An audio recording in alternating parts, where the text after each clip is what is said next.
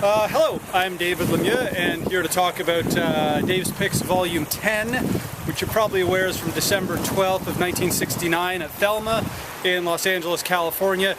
And a lot to talk about. We're going to get into a bit of the context of what the Dead were doing at the time, of course why the show was selected, the specifics of the music, a little bit of the retrieval and the return of some of these tapes that had been missing for a long time, which we're very happy about. But a little background. This is a show, 12-12-69, that you might be familiar with, or at least part of it. It's a great show. It's one of those shows, as you know, our focus on these releases is always great music. With the secondary stuff is the stuff I think that makes it a little interesting sometimes, the context, but really the focus is always good music.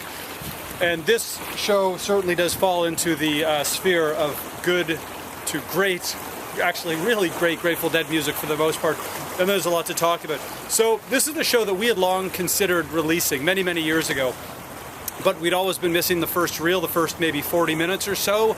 We had reel 2, 3, 4, and 5, and I think it goes on to a 6 reel actually, but we'd never had reel 1, so it's about time we finally got reel number 1 of this and are able to release it. And I want to start off by saying a huge thanks to Janet Cohen and Eric Hutchins for returning these tapes a couple of years ago.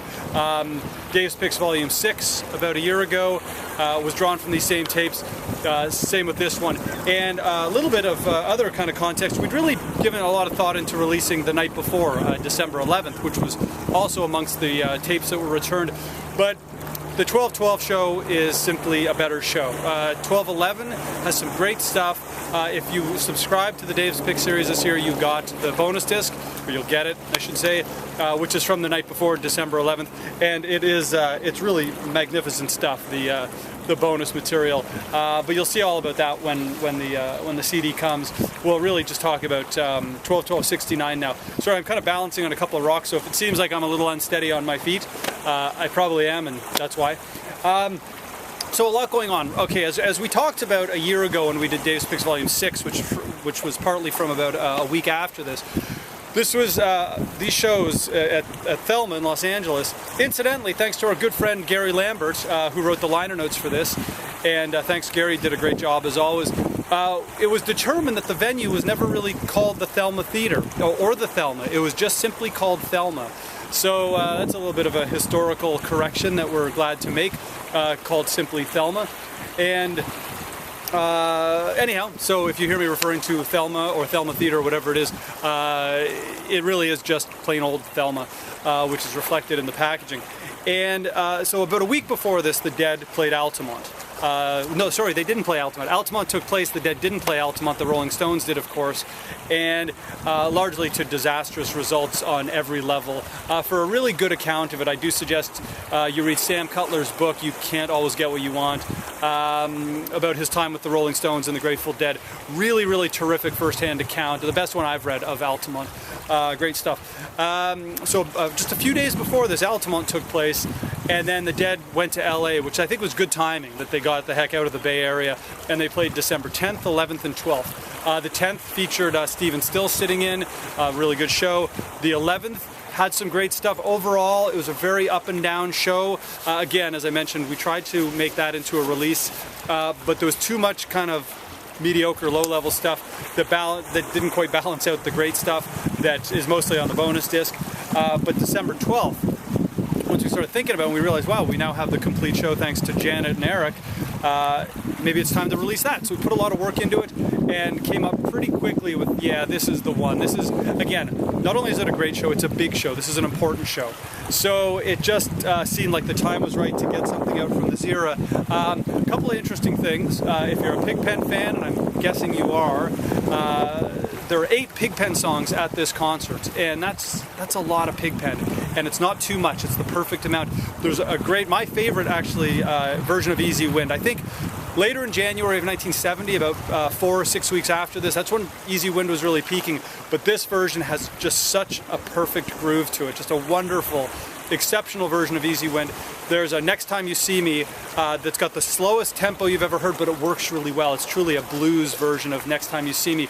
And then there's some bigger Pigpen things. Alligator Caution, probably one of the top versions of that combination ever, and a Love Light that's really one of the tightest versions of Love Light you're going to hear, especially from '69.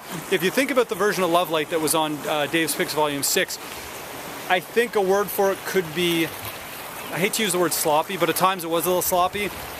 This one is tight. It's 30 minutes long, 31 minutes, but they nail it. It's really, everything about it is, it's got some great improvisational, melodic jams in it.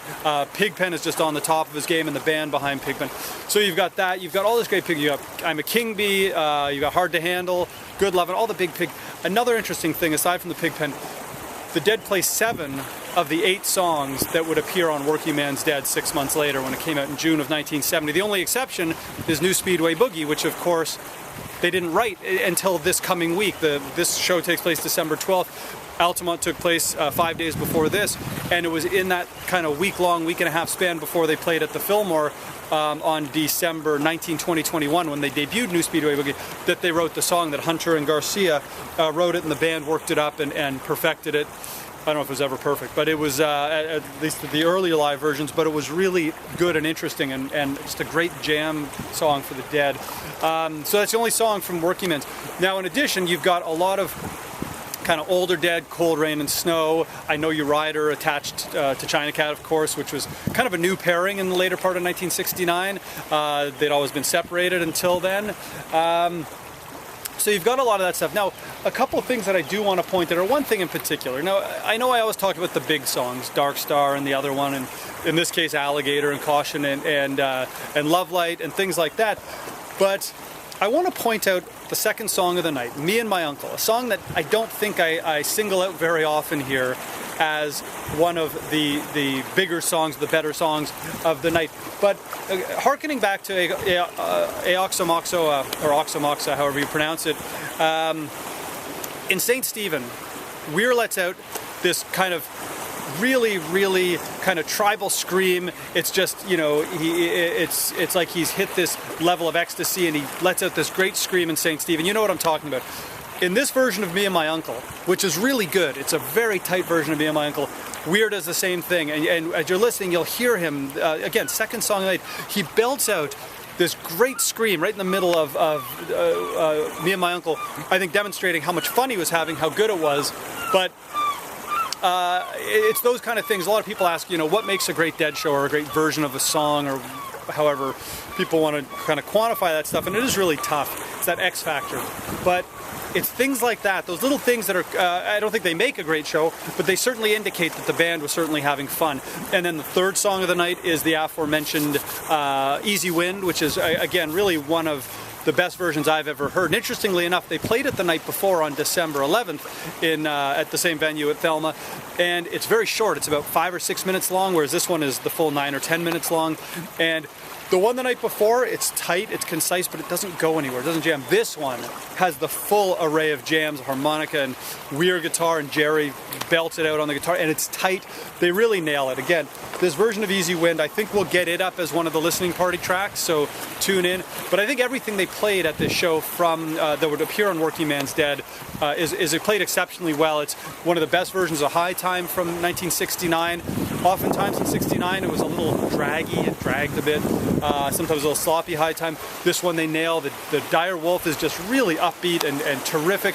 And this is Dire Wolf by the time Jerry had started singing it. Remember, Dire Wolf was a song that was originally sung by Bob Weir in the Grateful Dead. When the Dead played it in the middle part of 69, and then Jerry kind of took over lead vocals. Thankfully, I mean, Weir did a great job with them, but it's really a song that's, I think, best identified as a Jerry tune, a Jerry sung song. Oh, some big boats back there. So again, this is a show that, what are we, 2014, 14 years ago, we'd been giving consideration for this show to be released, and our good friend David Gans requested that GDP license him, let him use the Alligator Caution, and it was really tough to give that up because it kind of put out this big piece of music. He was putting together a very best of the Grateful Dead hour. It was a pledge item for public radio stations that supported the Grateful Dead hour. It's a great project. And it was also at the same time a very easy choice to do because we kind of knew we wouldn't be releasing that show anytime soon, if ever, because we were missing again that first reel. And so now it's really a huge good feeling to know the show is finally getting out.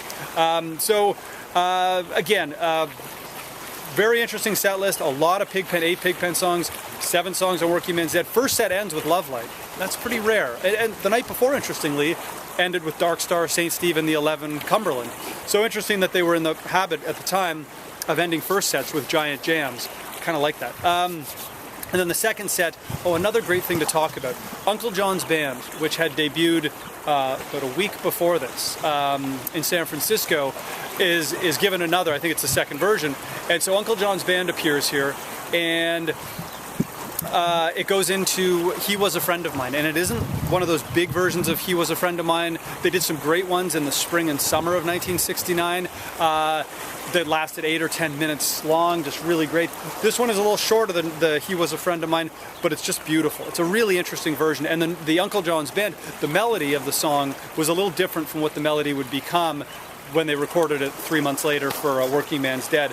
And then, of course, the second set ends with the alligator caution feedback. Great feedback, too. It's almost a melodic feedback. It's not just noise. It's noise with some kind of cool, interesting stuff going on in it. And then a great version of And We Bid You Good Night to end things off. So, I've been saying this every time we do one of these videos. If you're interested in getting the show, get it sooner than later, because they have been tending to sell out pretty quickly. I think the last one, which was the Missoula, Montana 1974 show, sold out within like 3 or 4 days of us doing the video and putting it up for sale. So if you're interested, do pick it up. It is a great show. It's one of these shows that I think forever you're going to have in your collection and be able to always go back and find something cool and interesting. I've been listening to the show now, well, for 20 years, but really hard for about a year. As we've been preparing it, as Jeffrey Norman has produced it into the CD. I've been listening to it almost relentlessly, and still every single time I get really excited when I hear it. Everything from the first set stuff, like I say, that Me and My Uncle, Bobby lets out a scream, and it's just, it's cool. The Black Peter, the China Rider, The Next Time You See Me, one of the coolest tempos, etc., etc. I could go on and on about a track-by-track breakdown, but I'm not going to. I'm going to leave you with this and just say how great this show is. Something worth getting. Great packaging. Tony Millionaire did a great job on the artwork. As I mentioned, Gary Lambert did a wonderful job on the liner notes, and really great stuff. And before I sign off, I'm going to tilt the camera around, because right behind the camera, there's a bald eagle in a tree, and there's actually another one flying over. But there's a bald eagle in a tree, so I'm going to pan around. I don't know if this camera zooms in very well, but you'll get to see a bald eagle sitting on a tree looking for some fish to eat, probably out here. So thanks for listening. Dave's Picks Volume 10, available at dead.net. Check it out. Awesome show, really. You won't be disappointed. Wonderful.